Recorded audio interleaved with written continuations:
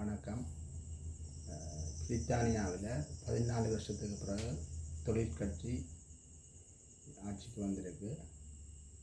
அவர்கள் தங்களோட அஜெண்டாவில் தமிழ் மக்களுடைய பிரச்சனை முதல் நிலையில் தொடர்ச்சியாக இருக்குமென்றதை சொல்லியிருக்கிறோம். அதோட இந்த போர்க்குற்றங்களில் ஈடுபட்ட அரசியல்வாதிகளுக்கும் இராணுவ தரப்பினருக்கும் பயணத்தடை விதிக்கப்படும் என்று சொல்லியிருக்கிறோம். அதே நேரத்தில் இந்த ஐசிசிக்கு இந்த பிரச்சனையை கொண்டு போகிறதுக்கான ஏற்பாடுகளை தாங்கள் செய்வோம் என்று சொல்லியும் தொடர்ச்சியாக தாங்கள் இந்த செயற்பாடுகளை தொடர்ச்சியாக முன்னெடுப்போம் என்ற மாதிரியும் சொல்லியிருக்கிறோம். கிட்டத்தட்ட இது பிரித்தானியான நிலப்பாடுண்டா இதே நிலப்பாட்டில் தான் கனடாவும் அண்மை காலங்களில் செயல்பட்டு வருது. இவ இப்படி செயற்படினோம்னா போல எங்களுடைய பிரச்சனை எல்லாத்தையும் அவை உடனடியாக தீர்த்து வைக்க போகணும்ன்றது அர்த்தம் இல்லை. புவிசார் அரசியலில் நிலைமைகள் அடிக்கடி மாறிக்கொள்ளும். இப்போது எங்களுக்கு சாதகமான ஒரு சூழல் மாறி வருவதாக நாங்கள் பார்க்கக்கூடியதாக இருக்குது. இங்கே இந்த ஜனாதிபதி தேர்தலில் பொது வேட்பாளர் என்ற விடயத்தையும் நாங்கள் சமகாலத்தில் சரியான ஒருமைப்பாட்டோடு முன்னெடுத்து தமிழ் மக்களின் வாக்கு தமிழனுக்கு என்ற அந்த கருத்துப்பட தெளிவான ஒரு நிலப்பாட்டுக்கு அமைவாக நாங்கள் வேலை செய்து எங்களுடைய தமிழ் மக்களின் வாக்கு எல்லாத்தையும் அந்த பொது வேட்பாளருக்கு அளிப்பதன் மூலம் இந்த உலகத்துக்கு ஒரு செய்தியை நாங்கள் சொல்லலாம். அதே நேரத்தில் சிங்கள வேட்பாளர்களுக்கு எங்களோட வாக்கு அளிக்காமல் தமிழ் வேட்பாளருக்கு அளிப்பதன் மூலம் சிங்கள வேட்பாளர்களுக்கான வெற்றி வாய்ப்பை குறைக்கக்கூடிய மாதிரி இருக்கும். அது சில வேளையில் விருப்பு வாக்களை எண்ணுவதன் மூலம்தான் அவர்களுக்கான வெற்றி வாய்ப்பை பெறக்கூடிய அளவுக்கு இருக்கும். எந்த ஒரு கட்சியும் 51% வாக்கை பெற்ற ஒருவர் தான் ஜனாதிபதியாக வரலாம் என்ற நிலப்பாடு இருக்கிறதால அந்த நிலையை நாங்கள் தமிழ் வேட்பாளருக்கு தமிழ் மக்களின் வாக்களிப்பதன் மூலம் அதுக்கான வாய்ப்பை குறைச்சி விடலாம். ஆனால் இதே நேரத்தில் தமிழ் தேசிய மக்கள் முன்னணி அந்த தேர்தல் பகிஷ்கரிப்பந்து சொல்வது அது தமிழ் மக்களுக்கு ஒரு வேண்டப்படாத ஒரு விஷயத்தை அவர்கள் சொல்கிறார்கள். கடந்த முறை தேர்தலையும் ஜனாதிபதி தேர்தலையும் இதே விஷயத்தை தான் அவர்கள் சொன்னவர்கள்.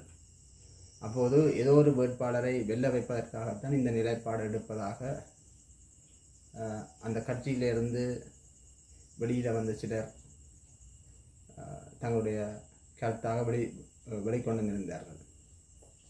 உண்மையிலே அதான் விஷயம். என்னென்னா தேர்தல் பகிஷ்கரிப்பண்டு போனால் அது அளிக்கப்படாத வாக்காகத்தான் கருதப்படும்.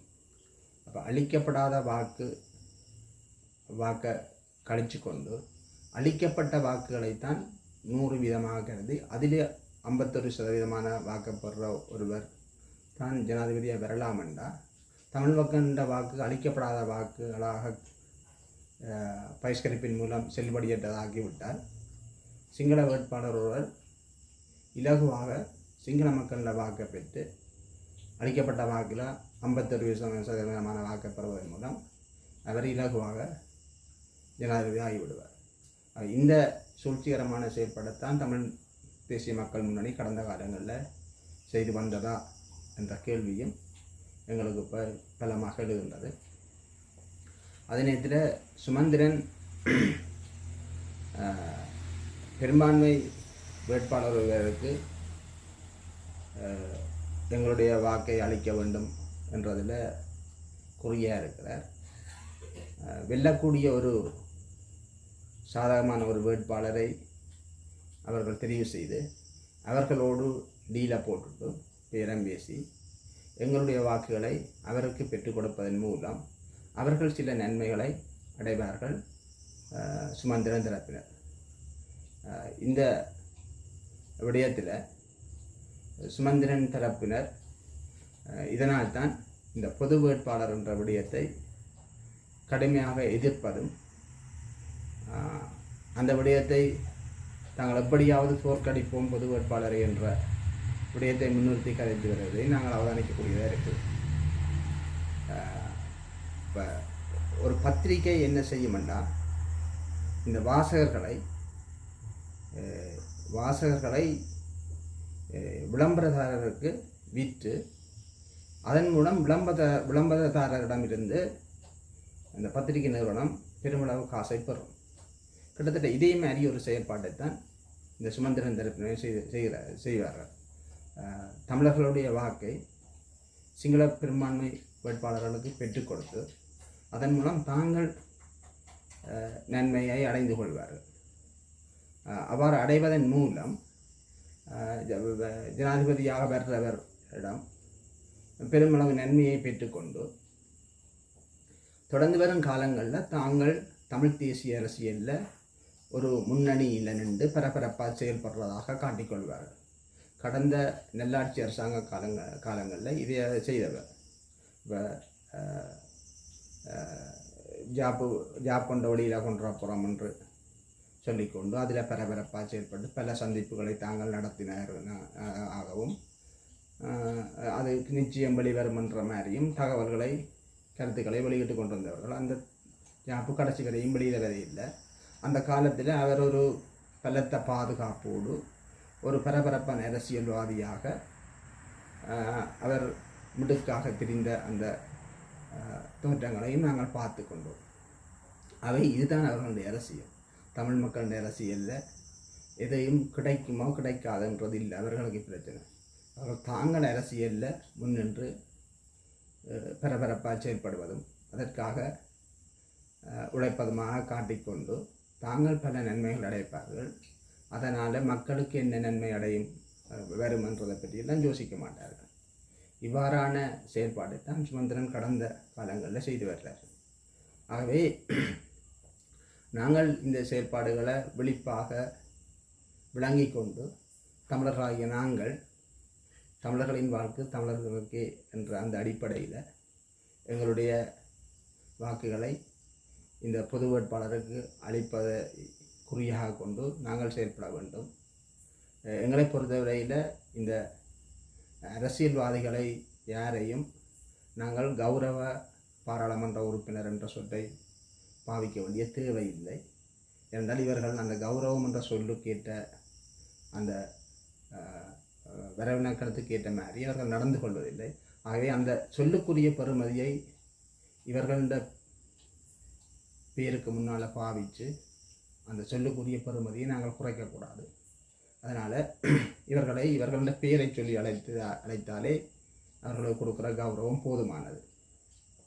இதே அரசியலைத்தான் கடந்த காலங்களில் திரு சம்பந்தன் அவர்களும் செய்து அவர் இறப்பு நிகழ்வில் அவருக்கு மக்கள் கொடுத்த அந்த மரியாதையை நாங்கள் நன்காக பார்த்தோம்.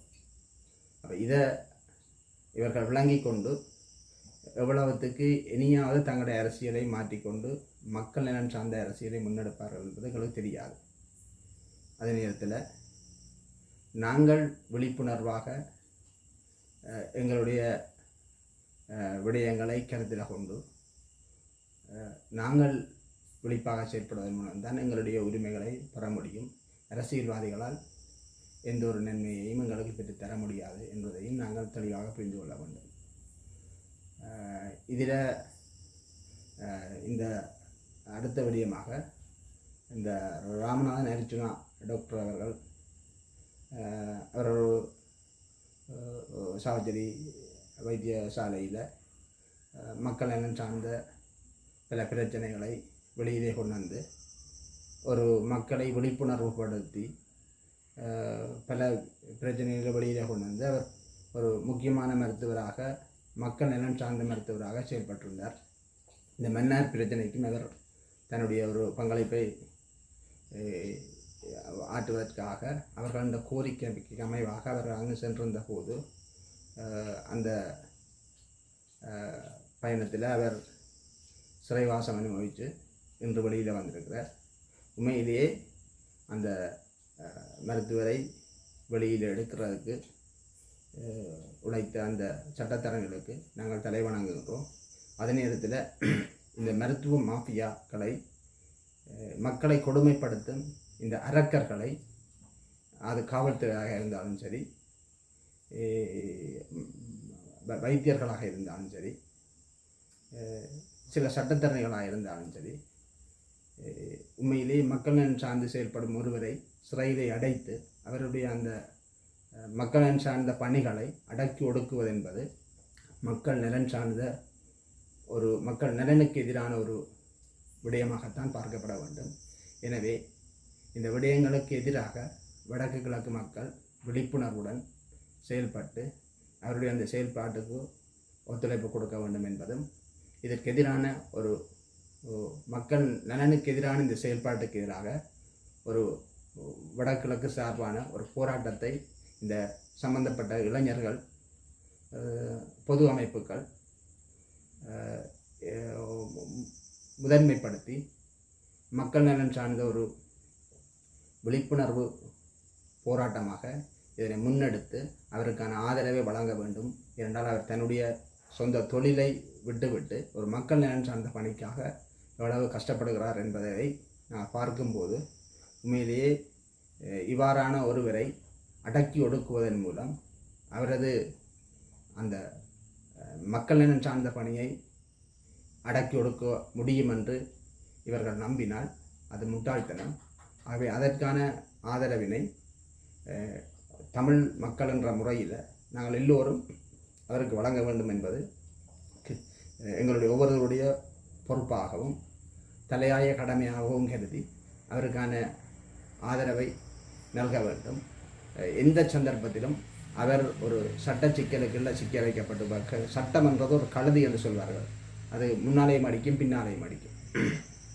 அவை அந்த சட்டத்தை நடைமுறைப்படுத்துகின்ற போலீஸார் அல்லது ஒரு மக்கள் நலன் சார்ந்து அவர் செயல்படுகின்ற போது அதற்கு எதிராக செயல்படுகின்ற சட்டத்தரணிகள், பொதுவாக நீதிமன்றங்களும் இந்த விடயங்களில் கவனமாக இருக்கணும். என்று சொன்னால் ஒரு மக்கள் நலன் சார்ந்த பணியை முன்னெடுக்கின்ற போது உளவு பிரச்சனைகளுக்கு உள்ளுக்கு இருக்கின்றது தெரிஞ்சு அதை வெளியில் கொண்டுற முன்படுற அந்த சமூக நலன் சார்ந்த அந்த ஒருவரை சட்ட பிரிவுகளை பயன்படுத்தி அவரை சிறைகளில் அடைத்து அவரை கொடுமைப்படுத்தி அவருடைய அந்த போராட்ட குணத்தை அடக்குவதும் பழி வாங்குவதும் மிக வன்மையாக கண்டிக்கப்படக்கூடியது. நீதிமன்றத்துக்கும் அந்த பொறுப்பு இருக்கிறது. ஒருவரை பழிவாங்கும் முகமாக சட்டத்தின் நிறுத்தி சிறைகளில் அடைக்க முற்படுகிறார்கள் என்றால் அந்த விடயங்களை நீதிமன்றம் நன்கு அறிந்து கொண்ட நீதிமன்றங்கள் அதற்கான சந்தர்ப்பங்களை வழங்குவதை தவிர்த்து கொள்ள வேண்டும் என்பதுதான் நாங்கள் நீதிமன்றத்திடம் பணிவாக கேட்டுக்கொள்கிற ஒரு விடயம். தொடர்ச்சியாக அவருடைய அந்த பணிக்கு எங்களுடைய ஆதரவும் ஒத்துழைப்பும் மக்கள் நலன் சார்ந்து இருக்கும் என்பதையும் தெரிவித்துக் கொள்கிறோம். நன்றி.